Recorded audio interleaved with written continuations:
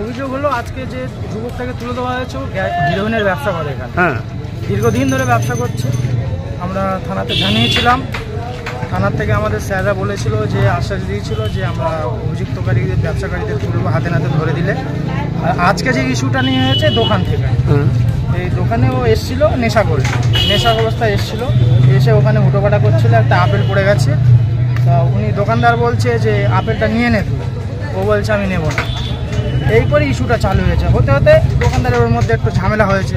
হওয়ার পরে পাশের দোকানদার ঠেকাচ্ছিল, ঠেকানোর পরে পাশের দোকানদারকে যে হিরোইনের ব্যবসা করছে, যে তাকে তুলে নিয়ে গেছে সুরজ বলে ছেলেটা, ও ডাইরেক্ট ফিজাকে গালাগালি করছে মামাসি করে।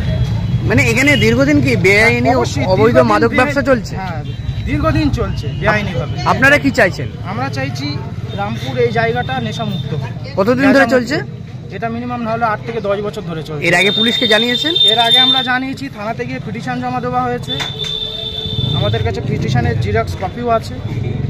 স্যার বলেছিল আমরা দেখবো, যেদিন পিটিশন জমা দিয়েছিলাম সেই দিনই গাড়ি এসেছিল। আচ্ছা, তারপরে নেক্সট টাইম আর গাড়ি আসেনি এখানে। আচ্ছা, তারপরে থেকে একবারে চলেই যাচ্ছে? তারপর থেকে কন্টিনিউ চলেই যাচ্ছে। মানে পুলিশকে জানিয়েও কোনো সুরা হয়নি? অভি যারা ব্যবসা করছে তারা বলছে আমরা থানাতে পয়সা দিয়ে ব্যবসা করছি। আচ্ছা, আমরা থানাতে টাকা দিয়ে ব্যবসা করছি, থানায় আমাদের টাকা নিচ্ছে বলে আমরা এখানে খুললাম ব্যবসা করছি, তারা এই কথাটা বলছে। প্রকাশ্যে আপনারা প্রতিবাদ করলেই বলছে? প্রতিবাদ করলেই বলছে। কি চাইছেন আপনারা? যখন আমরা প্রতিবাদ করছি আমাদেরকে লোক দিয়ে হুমকি দেওয়া হচ্ছে, এই করব এই করব, এইভাবে এরকম বলা হচ্ছে। আজকে পুলিশ কি স্টেপ নিল? আজকে পুলিশ বললো যে আমরা একে নিয়ে যাচ্ছি, আপনারা সন্ধ্যাবেলা থানাতে আসুন, এসে কথা হবে। কি নাম আপনার? আমার নাম জামিল হোসেন। কি চাইছেন? আমরা চাইছি নেশামুক্ত হোক এই জায়গাটা।